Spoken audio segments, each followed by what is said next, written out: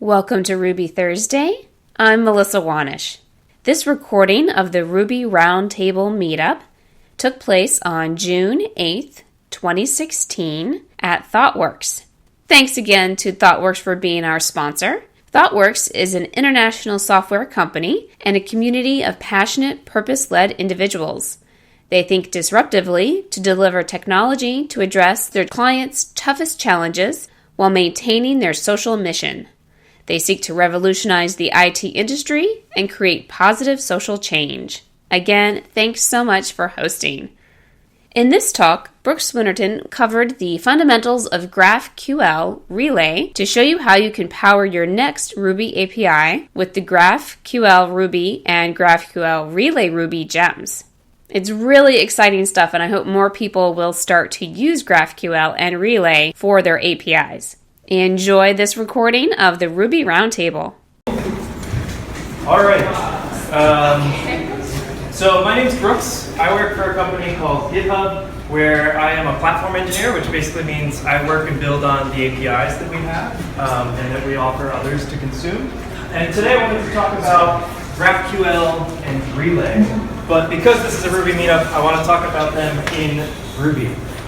But first, let's start with APIs, specifically REST APIs. So just a show of hands, how many people have consumed a RESTful API before? Cool. How many people have built a RESTful API before? Awesome, that's incredible. All right, cool. So as you may or may not know, REST-based APIs are both endpoint-driven and verb-driven. Basically, you specify the way in which you would like to transmit the information with an HTTP verb, like get, which is saying you're asking for the information, right? Versus maybe like a post or a put, where you're pushing information to the server, and an endpoint. So in this particular example, this is Reddit's API. This goes to, so it's basically getting information about a subreddit. For anyone who's never used subreddit before, it's the worst forum in the world, where you can like upvote and downvote information. The particular subreddit here is called Cats Standing Up, and it's literally just pictures of cats standing on their hind legs. So when you make that request, whether it be curl, which is like a command line utility where you can execute HTTP requests, or any other sort of mechanism, this is kind of something like the payload that you will get back. I've modified it quite a bit just to fit all on one slide. But basically the thing that you'll notice is that there's some structure to this, right? First off, it's JSON, JavaScript object notation. And there's, in the green here, this concept of keys, right? Attributes. And in the red, values, right? So it's kind of like that sort of relationship. You'll notice that some of them have these squiggly lines or square brackets. The squiggly lines represent an object, meaning like a single entity, right? Whereas an array says it's a list. And in this particular example, we have an array of objects, right? And the way in which Reddit structures their API and the response format that they have, there's a bunch of stuff in here, right? Like some of it we may be concerned about, like say, for example, the title of the post. Some of it we may not be concerned about, like whether or not it's been locked by a moderator. But we're Rubyists, right? So, I totally like included the punchline. This is what we're going to build in a second. So this is a quick Ruby script that I put together. I'll break it down line by line just to outline what it's doing. So to start out, I require two standard libraries from Ruby, NetHTTP and JSON. NetHTTP is basically just a way of making HTTP requests via Ruby, and JSON is a way of serializing and deserializing the JSON that we just saw on the previous page. So I start out by entering in that endpoint that I talked about above with this cool little URI helper, which will convert it to a URI-like object. And then all the magic happens right here on this fifth line here, where we use the NetHTTP library with that HTTP verb that we were talking about, the get, to actually request the information. There's like electrons flowing through a wire somewhere, probably going to like North Virginia or wherever Reddit servers are, and then everything comes back, probably in a string, right, and gets stored in this variable called response. The next thing that we do, because it's a string, because like the default response type that you get back is always a string in Ruby, we parse it. which is basically saying, hey Ruby, I want you to take this primitive string, this very basic object, and convert it to much more interesting stuff, like say hashes and arrays and strings and integers, right? So right here we have a parsed response, and then the next thing that I do is, just for the sake of convenience, I traverse that weird looking like JSON. There's a bunch of just crap that we don't want, right? And we want to peel off the layers of the onion so that we can just get what we want. In this case, it's the posts, right? It's the list of posts that we get.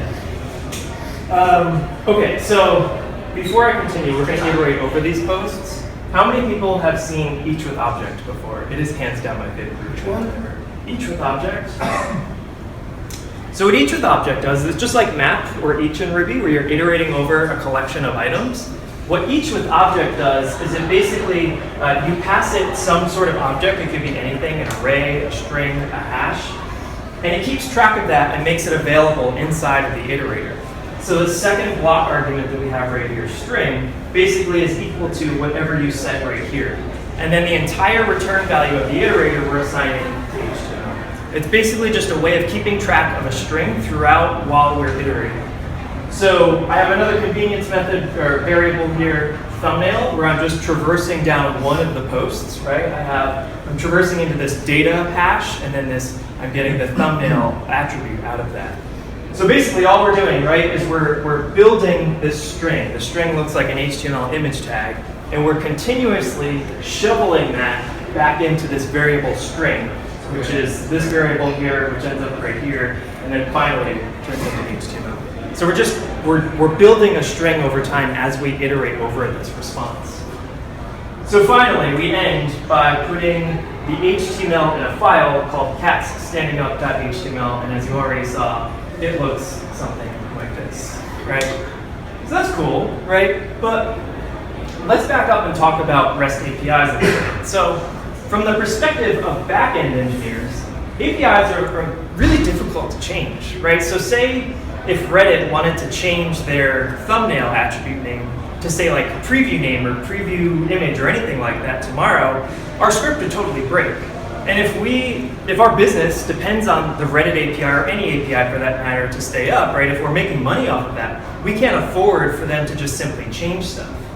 So typically what creators of APIs will do is version them, right? That's the /v1, the /v2, all that good stuff that we see all the time.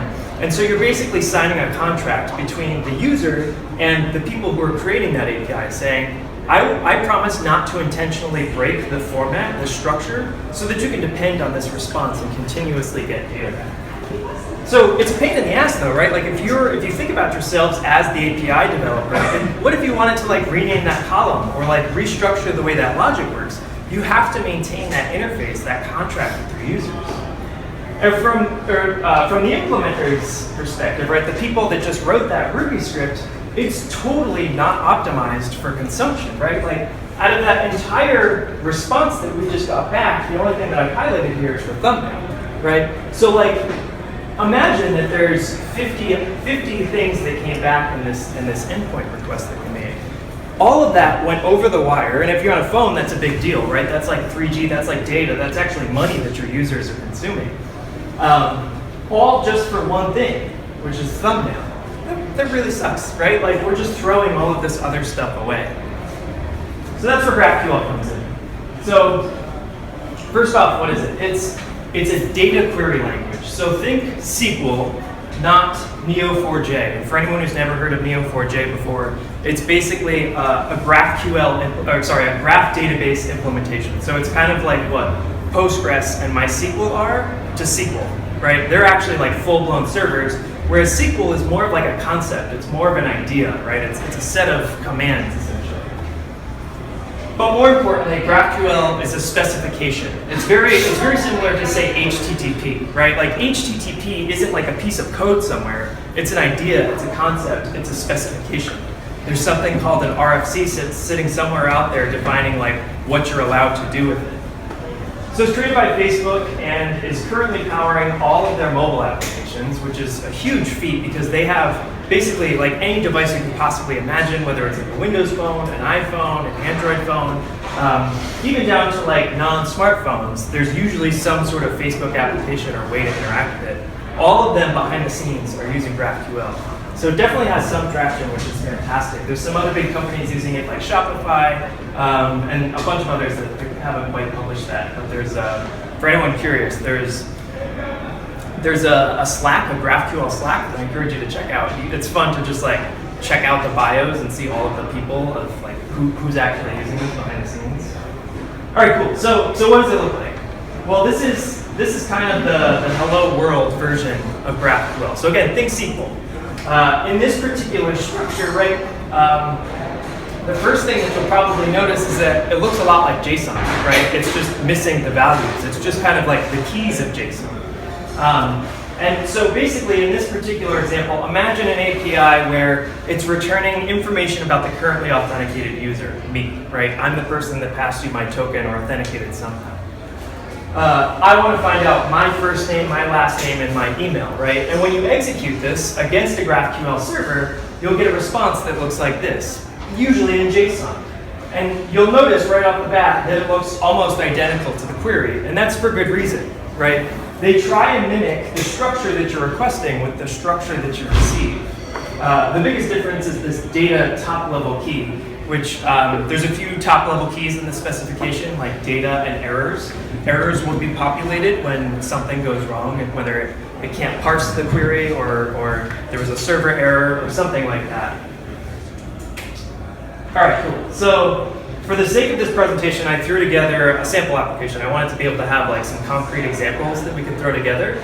So I bought nycrestaurantgrades.com. Check it out. It's pretty cool. But there's one particular endpoint called /GraphQL, where you can actually execute a request. So again, we have this concept of like an HTTP verb, but unlike the Reddit API, we're not getting information anymore. We're sending information to the server. And we still have that endpoint, right? So the information that we're sending to the server is a GraphQL query. This one's a little bit more complex than the Hello World example that I showed before. We still have this kind of, we call it a root node, basically the topmost thing that we're requesting. And what makes this a little bit more tricky than the original one that I just showed you is that it has this argument-like structure. It kind of looks like Ruby keyword arguments, the new stuff that came out in Ruby 2.3, I think. Where we're specifying a name. So Cafeteria is a restaurant that's right around the block from where I live. And we're specifying attributes about Cafeteria. We want to know the name of it, which is kind of redundant because we're requesting it, the building number, the street, the zip code, the borough that it's in, and the health rating, right? The whole point of this particular application is to show like NYC health record, like grades, like the A, B, C that they post in front of the restaurants. So when you execute this against this endpoint, which totally works hopefully in real life, you'll get something like this, right? It looks very similar to the Hello World example that I just showed you before. So that's cool and all, but like this is kind of arbitrary, like, right? Like, how do you know what it is that you can query? Well, the coolest part in my mind about GraphQL is that it's introspectable, meaning that you can execute a GraphQL query against a GraphQL endpoint and ask for what it's capable of returning. You can basically ask, like, what are you capable of giving me? What if I ask you for a restaurant, what sort of attributes are in there? And in addition to being introspectable, GraphQL is also typed, which there should be like gasps in the room because we don't use a typed language in Ruby, right? This makes things a little clunky and hard to work with, but basically what I mean by typed is that when you're specifying the attributes, when you're specifying the objects that you can request, like a restaurant, its street name, it will always tell you that it's going to return to you a string, an integer, an array, anything like that, right? It can also specify whether or not what you're going to return can be nullable, can be nil, essentially. Some things are not allowed to be nil. So when you pair those two things together, you get some really cool stuff. Hi, the Ruby Roundtable. So when you pair together the fact that GraphQL is typed and the fact that GraphQL is introspectable, you can build some really cool shit. This is a tool called GraphQL that Facebook built, and it's basically, actually this is the homepage of NYC Restaurant Grades if you were to go to it right now. The left-hand side of it is basically an editor where you can write raw GraphQL queries. Ignore the query variables for now. And this right here is basically where the results will show up. The same thing that I was showing you. But the coolest part is right here. This is documentation. And this documentation will tell you all of the things that you're allowed to type. And what's really cool about this is as you start typing in the GraphQL editor, it will try and like auto-complete some stuff for you and say like, all right, cool, this is what you're allowed to do. Because as soon as you query this page, it immediately made a request out to the GraphQL server and said, cool, tell me about what you're capable of doing. And then it populated the documentation here. So what this means is that both documentation and theoretically API client generation you get for free with GraphQL. So like, for example, having like a Ruby API, a Python API, a Java API, because everything is typed, because you know what you will get back, as long as you write the documentation, you can generate like a documentation portal for free. You can generate clients for free.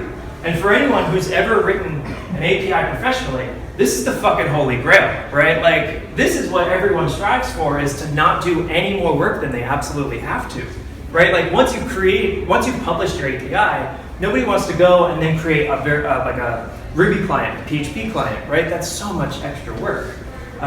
There's frameworks around that will help you build those APIs, or sorry, those clients.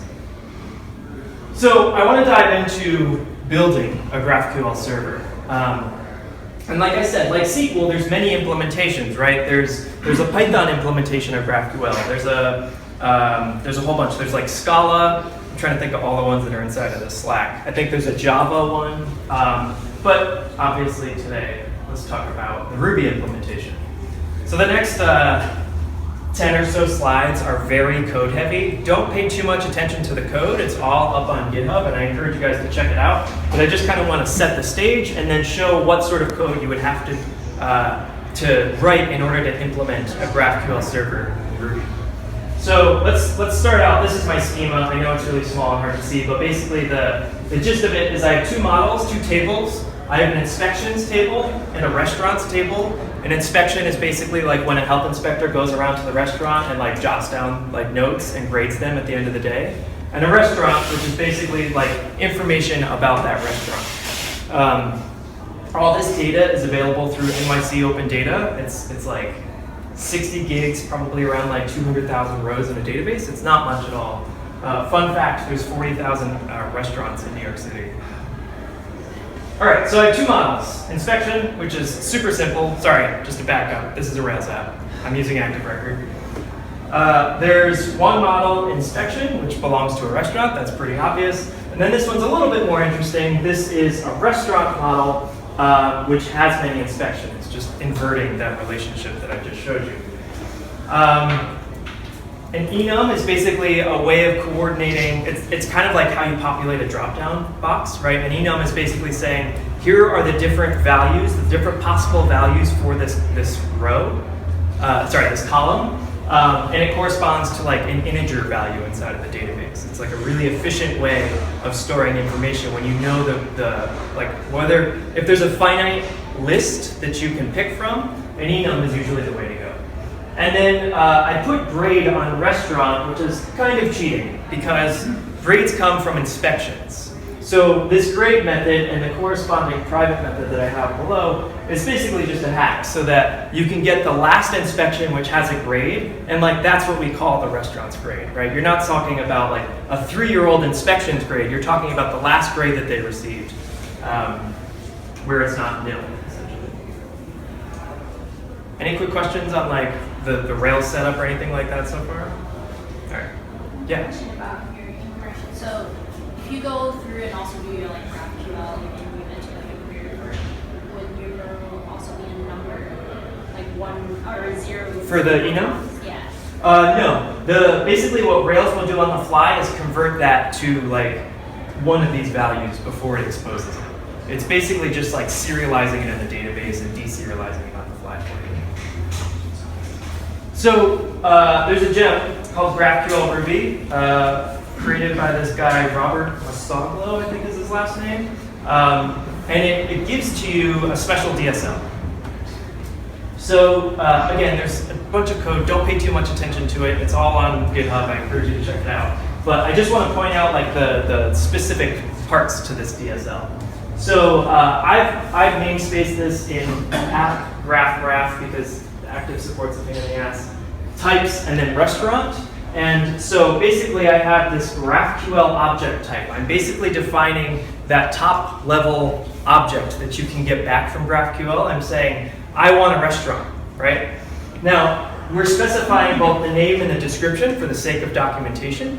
And then we have a global ID field, which is just kind of like the internals of GraphQL. But most importantly is the field method, right? The field class method right here.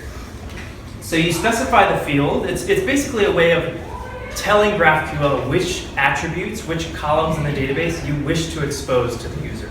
If you imagine this as a user model, right, you never want to expose the password, for example, right? You're specifically saying, I want to give you like the email, the first name, and the last name. So in this example, I'm exposing name, the camus, which is kind of like this unique identifier for restaurants, and the type of object that it is.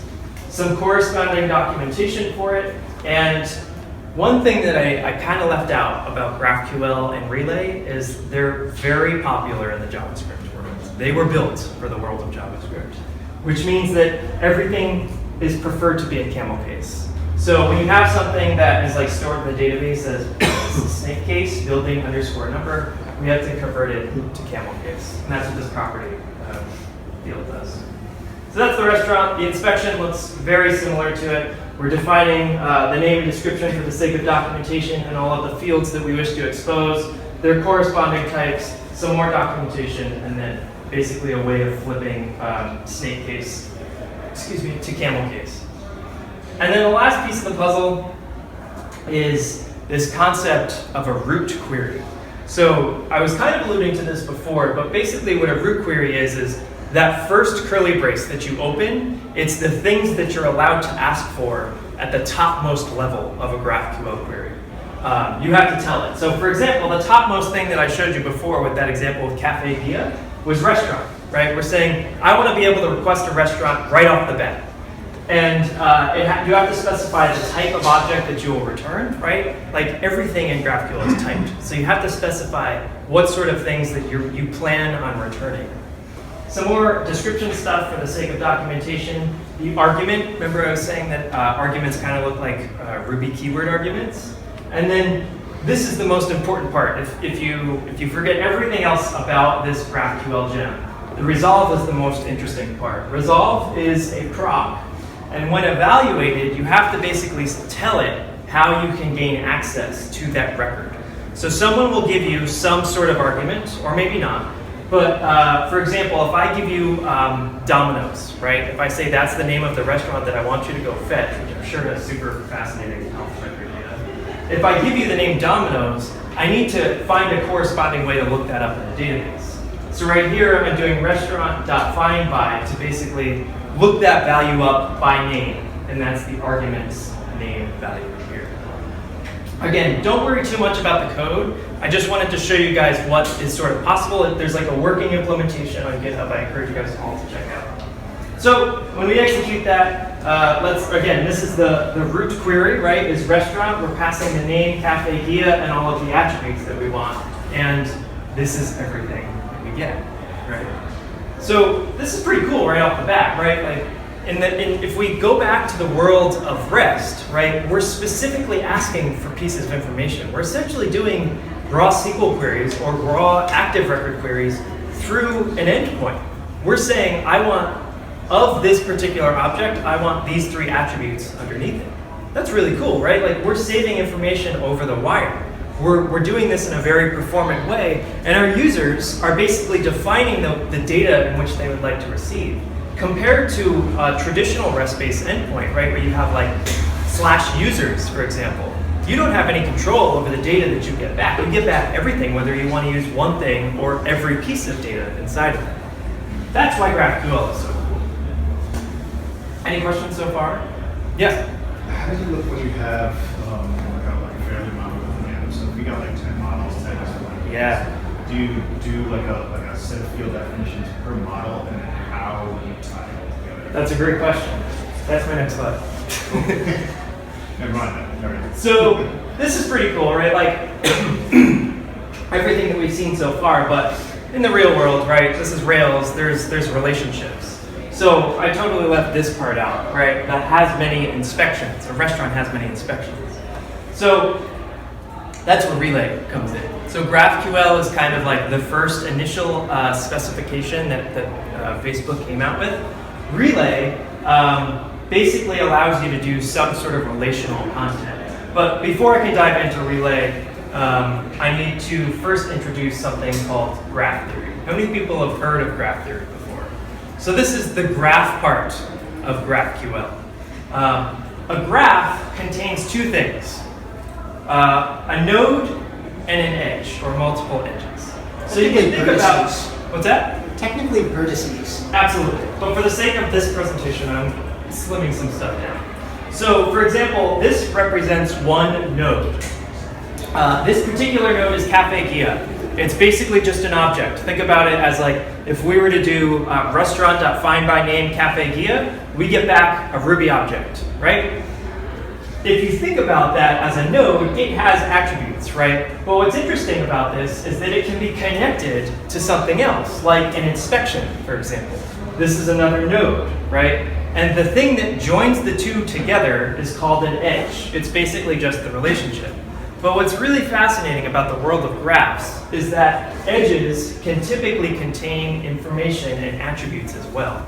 The perfect example that I can think of is in the world of the Facebook social graph, right? Where, say we're all Facebook friends. Basically, all of us have a node, and then if all of us are connected, there are all edges between each one of us. But let's say that Matt, for example, drives me crazy on Facebook and posts all of these really annoying posts, which he totally does. True. Let's say that I wanted to block Matt, right? One of the edges could have an attribute, which is, say, for example, blocked true. That's the benefit of having. You don't play Scrabble with me. I know. So that's one of the benefits of having attributes on edges. And so in the world of Cafe Gia, right, there's two more nodes called inspections, and that kind of, if we switch our thinking to, instead of having like an Excel spreadsheet-like database, into thinking about things as nodes and edges, that's kind of like the inspiration for GraphQL, graph query language. So now that I've introduced that, our queries start to look a little bit different when we want to get relational data. So same sort of endpoint here with an even more interesting query. So we still have that top level restaurant where the name is Cafe Gia, but I'm actually interested now in its inspections, which is a has many relationship, right? One restaurant has many inspections. I'm passing another sort of like, think of it as a keyword argument, where I'm just requesting the first two, because if they get one every week, for example, which typically they don't, but just for the sake of argument, imagine they got one every week, right? Like you don't want to overwhelm the server and get like a billion different objects back. You can limit it just by saying first, and that's built into GraphQL already, first and last. And then inside of it, so we're talking about a restaurant and we're talking about its inspections, right? Inspections, if you think about it, starting out at this node has many edges, right? If you think about it as the circle, there's a bunch of arrows pointing out. So of those edges, right, at the other end of those arrows are more nodes, which is what we specify right here. So we're kind of like traversing the graph in this query. And of those nodes, now these nodes right here are inspection nodes at this point. We're going to ask for the violation code that they received in that inspection and the violation description, which looks something like this. And I apologize that it's so small. But again, it resembles the structure of what we requested. You can see that in this example, there are two nodes that are hanging off of the inspections edges array, and these are the violation codes and the violation description. Right? They're basically something about evidence of live mice, which is fantastic. I'll never eat there ever again. So this is all implemented with another gem called GraphQL Relay Ruby. Again, this is the code. I don't worry too much about it, but the biggest difference here, right, we have name and description for the sake of documentation. The biggest difference here is this new method, this new part of the DSL, which is connection. You're basically specifying the way in which you can access this relationship. You have to specify the return type. This is a little more interesting than I would like to get into, but basically the return type that you're returning is not necessarily, like we're in the restaurant realm, right? We're not necessarily returning inspections, we're returning the edges of it. So it gets a little bit more interesting of the type that you must return. And then you specify the way in which you can resolve it. So object is always the thing that you're wrapping, a restaurant in this case, and we're just going to call dot inspections because it's an active record relation. Any questions about that? Yeah? How would I get the first property for my own row and then get the edge node data? You absolutely can do that. So here you can basically, yeah. So that's pretty cool on the resolve over there. So if you wanted to do maybe like the broader kind of queries, you can just extend that over there if you're saying. Sorry, if you wanted to do what? You can hack up that resolve over there. Absolutely, yeah. So like if there isn't actually like a clean active record relationship, which sometimes there aren't, right? Maybe if you need to do like some joins or some crazy shit, right? You can do all of that in the resolve. You can manually gather all of that. The biggest thing that I'm leaving out just because it gets extremely tricky is the concept of n+1s in the world of GraphQL is a beautiful thing. Basically what happens is if you look at this, if you look at this query here, right? If we're asking for a restaurant, and of its restaurants, we're asking for all of its inspections, and of all of those inspections, we're asking for its attributes, n+1s get really fascinating. Who's heard of an n+1 before? All right, so an n+1 is basically where you have, let me think of a good example. Basically, for every relationship that you're requesting, you're making another query for the nested node inside of it. So for example, actually let's back up for a second.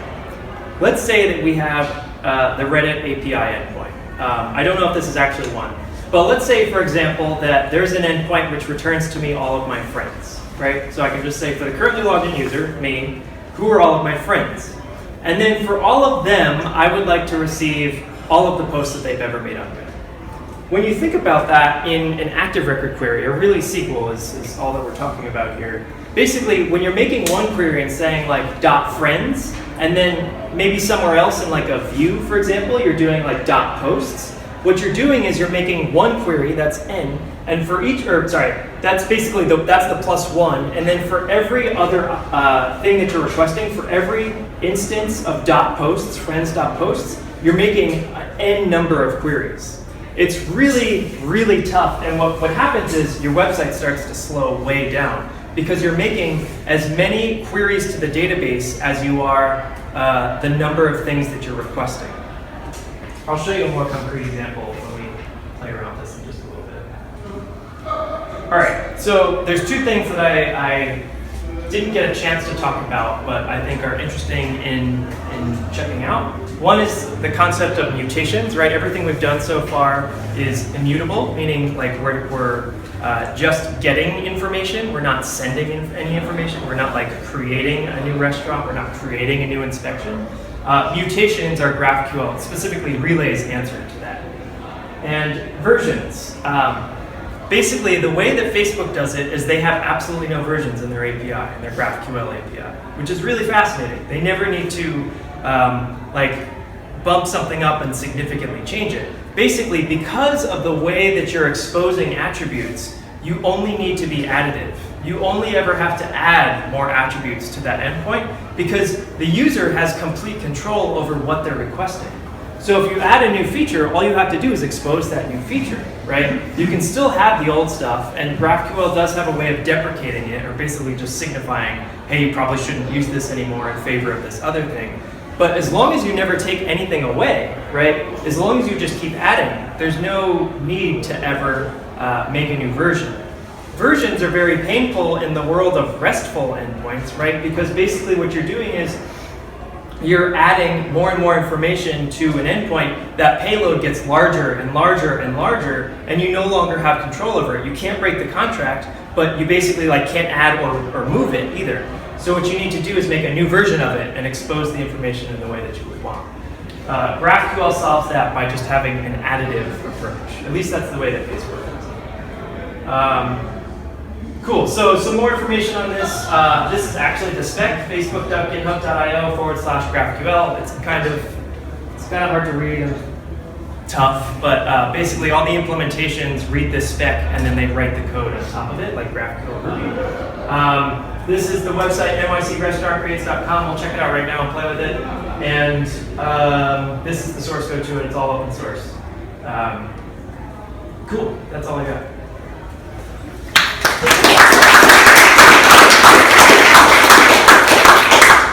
So really quickly, I want to show off what it's capable of.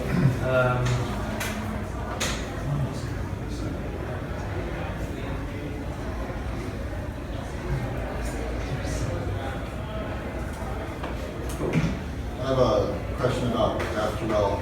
How do you handle authentication? What if only some users can see certain keys? That is such a good question. Basically, in those resolves, you can basically say, you can do your checks there. There's also, so like in all of the resolves, so imagine, I don't have any good examples off the top of my head, but if like one person can access like a list of things, but isn't allowed to access like a nested resource, when you're doing those resolves, you can do like a like can check, for example, where you can say like, does this user have access to see this particular thing? If not, you can simply just choose to omit it.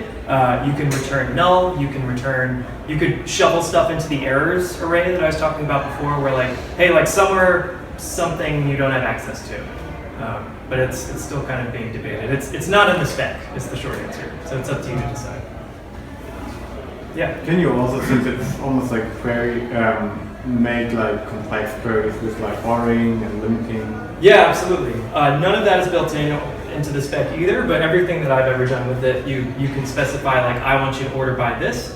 In that particular case, you would specify an enum of the various different things you're allowed to order by, because if you don't have indexes, like database indexes on those columns, it'd make it painful to start ordering by that. And yeah, limits as well. Limits are built in. That's the first and last arguments. Okay. Yeah. A couple of questions. So, does the GraphQL set itself on like a specified single endpoint? And how does that work if you have an existing system? Like, does it overtake the whole system? Yeah. Let's look at some code. Sorry, let me get on the internet here. I should have set this up. So it's twgis.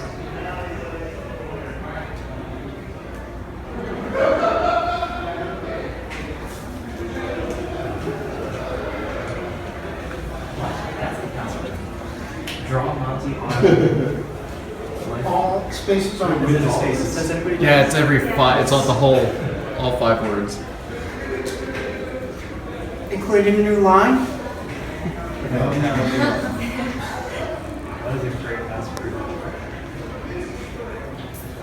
So the short answer is no. The short answer is I just have a controller where I'm taking in params, and then I'm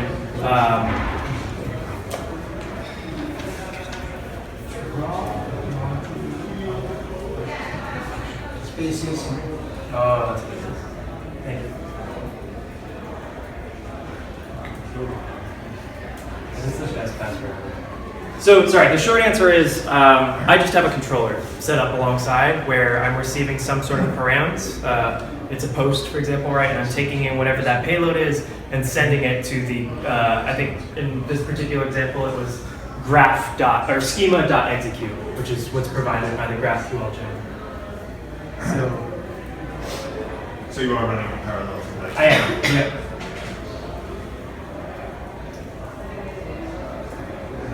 Post this as a comment on the video. Yeah, absolutely. Let me just show off what this looks like first. So I just have a controller inside of here. I'm not using anything special like Rails API or Grid or anything like that. I just have a graph controller where, sorry, this is terrible. It's a create action because it's a post, right? And I'm doing graph schema.execute. I'm specifying the query that the user is sending to me, and then storing that in results, and then just serializing it as JSON and passing it back to the user. In the back? Do you know if in practice, maybe because of authentication, or maybe there are certain natural partitions of your application that are going to have single endpoints? Civil endpoints? Sorry? Several. Oh, several endpoints. Rather You could if you wanted to. You might not have the granularity of. Yeah, that's fair. You probably could, but I would say it's probably easier to have one execution path that all goes through GraphQL. You don't necessarily have to have everything have like a relationship, right? You don't need to have one top level node and everything be tied together. You could basically have several top root queries, root nodes essentially, where you have like restaurants over here and users over here, right? They may not be conjoined to one another. So I would prefer, I would probably prefer to see just one GraphQL endpoint with like lots of different nodes that you can query instead of multiple ones. But if you have like a separate like Sinatra app mounted in your Rails app or something like that, that may be beneficial. Any other questions? Yeah. You said that was a post request? This is a post, yep. Is everything to the GraphQL API a post? It should be, yes. Yeah. Again, I don't think that's in the spec, but the fact that you're sending data to the server, it's probably a good idea to use a post. You can't cache that, is the point, right? Yes, you cannot cache them, which is pretty fascinating. Relay.js, which is kind of so this whole talk was about server-side GraphQL, server-side Relay. Relay.js is the client-side version of it, and their take on caching is absolutely fascinating to me. So I went to a meetup 2 or 3 weeks ago about Relay.js, and I go up to the speaker, and the first words out of his mouth were like, "You look like a backend guy." And I was like, "Yes, I happen to be a backend guy." So what Relay.js does is it basically keeps track of. Let me back. If we. Oh no. Uh-oh. Just look at backend. Yes.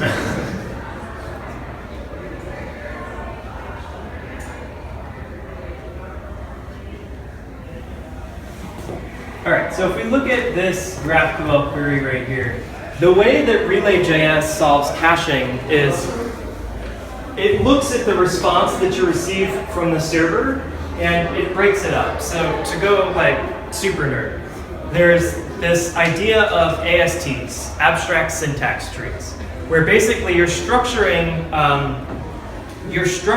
the tree of data that you're receiving back from GraphQL. What Relay.js does is it divides it up into each node in which it receives. And it uses a unique identifier to store that in memory. Every time that you make a request, it looks to see if that ID exists and will just serve it up out of memory. So basically, the TLDR is that all of the caching happens out of the browser. There is no server-side caching it, especially from the perspective of HTTP. Any other questions? I'm going to be so pissed if this doesn't work. Yeah.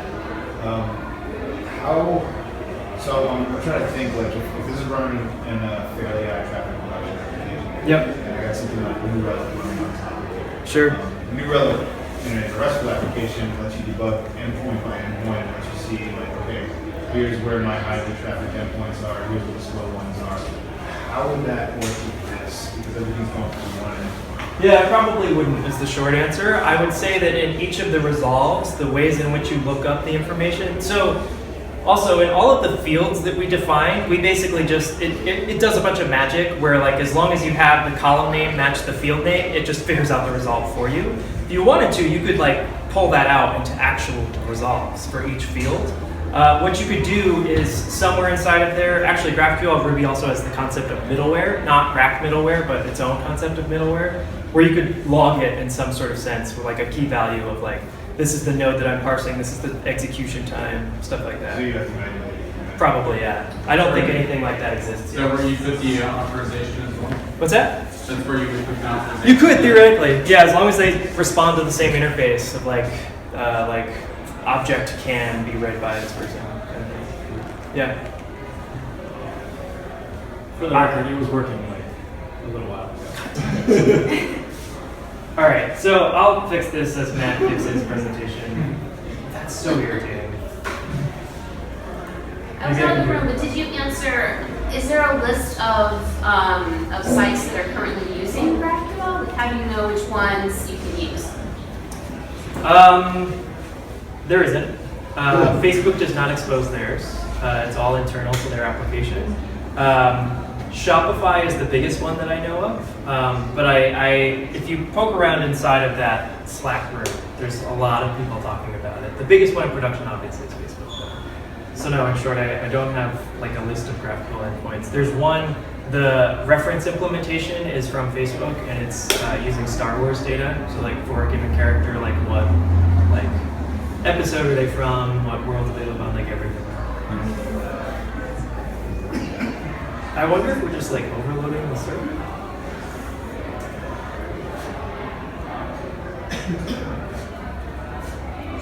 It's using WebBrick, and lesson number 1, and I'm sure Rails is don't use WebBrick. That's probably it. All right, so let me just write a very quick query here. How am I doing on time? Am I way over? No, you're fine. Okay. So let's say we want to write a query where we want all of the violations, health inspection violations for Chipotle's Chick-fil-A. in Manhattan. Where? Chick-fil-A. There's only one in Manhattan. Right. Oh, sure. And somebody come up with a good restaurant that like has a somewhat unique name. Taco Bell. Okay, let's start. You don't want to know the violation. I know they've had some problems. So I'm using. Can I spell restaurant right? Okay. So I'm using this keyword argument, right, where I'm saying name is Taco Bell for the restaurant node, and just as a quick sanity check, let's just make sure that we can get it right back. Oh, the server is drowning. What server is it? It's on Heroku. It's like one dyno, and I bet everyone's Okay, so I also Looking for that sweet Heroku sponsorship, huh? Yeah, I also didn't address the n+1 issue because I thought, fuck it, and I should have fixed it. That's my favorite commit statement. Fuck it. Okay. Yeah. Maybe? If anyone happens to be making a query right now, I think you're getting saved by some pizza. Saved by the food. Sweet. Could we put these 2 tables right here? Will that be okay? That's perfect. So let's take like a 15-minute break. Just so you know where the restrooms are, they're you go this way, you hit a blue wall, you go past the kitchen, you see a red wall, and turn around. Okay. So 15-minute break, pizza. Yep. Not